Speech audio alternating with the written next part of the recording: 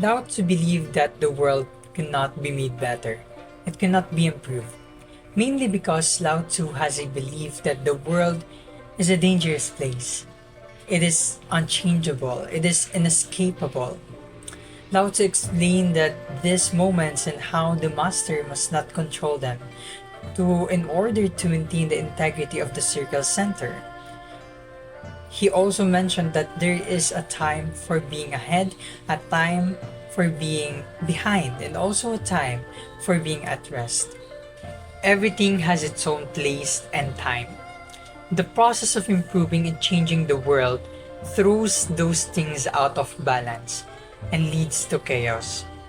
Lao Tzu's viewpoint is essentially based on a profound reverence for the natural order and a conviction that attempts to aggressively alter the world usually or frequently result in unexpected consequences. Rather, he suggests a more modest and peaceful strategy, letting the Tao's organic flow lead the people and the community in the direction of a real progress. In the lens of public administration and public policy, one of the real-life application of this is actually the unending war. Each participant of the war has their own motivation and reason for their participation. However, mainly power, improvement, and territorial aspect has its own contribution towards these reasons. However, as Lao Tzu says that the world cannot be improved. If we impose to improve the world, there will be consequences. And life after life are getting wasted due to these intentions. One more real life application of this is globalization. We all know that globalization has a big impact towards economic growth all over the world or all over the country. However, it seems that it is putting the underdeveloped and developing countries at risk when it comes to the adaptability of technology towards globalization and putting the developed country into better access to maneuver and manipulate the system itself. Going back to the underdeveloped and developing countries, it seems that instead of access to an economic growth, they are more likely to access severe poverty. And at that point, the consequences towards achieving and improving the world are actually visible, and that verifies the statements of Lao Tzu. Lao Tzu emphasized simplicity, naturalness, and harmony with the Tao, the fundamental principle of the universe. His teachings often contrasted with the materialistic pursuits of wealth, power, and external achievements. Rather than accumulating external wealth, Lao Tzu advocated for detachment from material desires and the pursuit of inner virtue. He believed that excessive attachment to material possessions led to suffering and disrupted the natural balance. Throw away holiness and wisdom, and people will be 100 times happier. Throw away morality and justice, and people will do the right thing. Throw away industry and profit, and there won't be any thieves. In this verse, the idea of throwing away industry and profit could be interpreted as suggesting that without the pursuit of material gain, there would be no incentives for theft or dishonesty. Lao Tzu's perspective towards this emphasizes simplicity, being spontaneous and non-interference, and also the idea that excessive striving can lead to negative consequences. He also suggests that excessive industry and profit disrupt the natural flow, leading to imbalance and conflict. When a country is harmony with the Tao, the factories make trucks and tractors.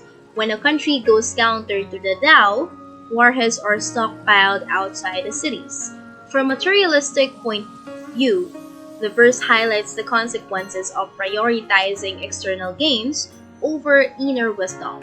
When a nation becomes overly focused on material accumulation, such as warheads, it loses touch with its spiritual essence. The imagery of warheads stockpiled outside the cities signifies a departure from harmony.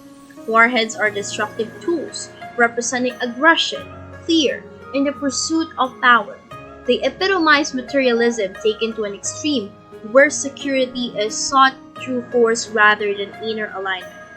The Tao emphasizes balance, simplicity, and interconnectedness. Materialism, when unchecked, can lead to disruption and disconnection from these deeper truths. In the context of materialistic politicians in the Philippines, one might consider politicians who prioritize personal gain, wealth accumulation, and power over the well-being of the people and the harmony of society. One best example of a politician who has been criticized for embodying materialistic values is Ferdinand Marcos Jr., commonly known as President Bongbong Marcos, who comes from a family with history of alleged corruption and authoritarian rule during the martial law era. While it's essential to approach these matters with nuance and avoid making blanket judgments, the Marcos family's legacy has been associated with materialism and abuse of power. Practice not doing, and everything will fall into place. In a world filled with conflict and the illusion of control over every conceivable variable, the timeless wisdom of Tao-Te Ching resonates through the principle of Wu Wei. Wu Wei, often misunderstood as mere passivity, actually involves minimal effort. It doesn't just advocate idleness, but rather encourages allowing events to unfold organically, releasing the need for excessive control. In short, it highlights the importance of being discreet, avoiding the strain of unnecessary effort. While the verse practice not doing and everything will fall into place may seem simplistic, especially when it is taken out of context and without delving into the broader teachings of Tao Te Ching, it surely holds a comforting truth. In the complexities of life where outcomes are uncertain and multifaceted, sheer indifference can be detrimental in nature. Understanding the context of each situation becomes crucial, particularly when significant consequences are at stake. Nevertheless, this verse provides solace in acknowledging that while control may be desirable, it is not always attainable. The wisdom embedded in Tao Te Ching assures us of a natural order in the universe. By mastering and accepting this order, positive outcomes can be realized. Consider the analogy of public policy where governmental action or inaction plays a pivotal role. Although inaction may carry negative connotations, it can also be viewed as a deliberate pause, waiting for the opportune moment or the right conditions for optimal results. Take for instance economic policies. Rather than fully manipulating and controlling various economic variables, a government could adopt a more restrained approach. By providing a stable and conducive environment without excessive interference, businesses and markets may find their own equilibrium. This mirrors the concept of Wu Wei, where the government refrains from unnecessary meddling, trusting in the natural forces of supply and demand to guide economic progress. This approach acknowledges that not all challenges demand immediate and forceful solutions. By practicing non-action strategically, governments can create an environment where positive outcomes emerge naturally.